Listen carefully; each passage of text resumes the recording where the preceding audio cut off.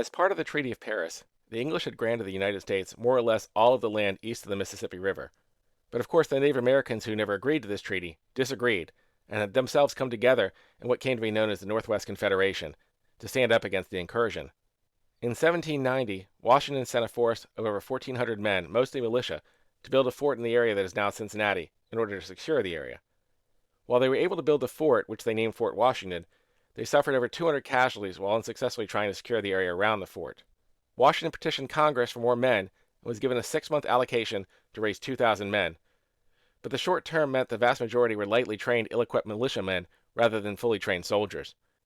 In the evening of November 2nd, 1791, a group of around 920 soldiers, along with around 200 or so other camp support, were led by the governor of the Northwest Territory, Arthur Sinclair.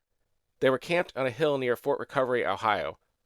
Some reports indicated desertions by the militia had been an issue, and the defensive layout seemed to consider more keeping soldiers from fleeing than actively defending the camp. Despite all of the earlier challenges and setbacks, Sinclair seemed confident that he could accomplish the mission, writing to Washington, quote, "Savages, if violently attacked, will always break and give way, and once broke, for the want of discipline, will never rally."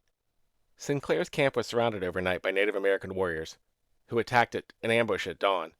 Sinclair would later write, "In a few minutes, our whole camp, which extended above 300 yards in length, was entirely surrounded and attacked on all quarters."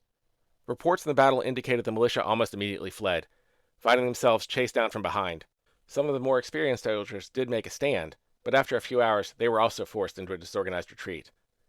When the battle was over, there were over 332 Americans killed, which was more than two-thirds of the American soldiers in the camp and about a quarter of the entire fledgling United States Army at the time. Only 24 soldiers were able to escape unharmed. On the other side, estimates were only that about 21 Native Americans were killed and about 60 or so wounded. History is awkward.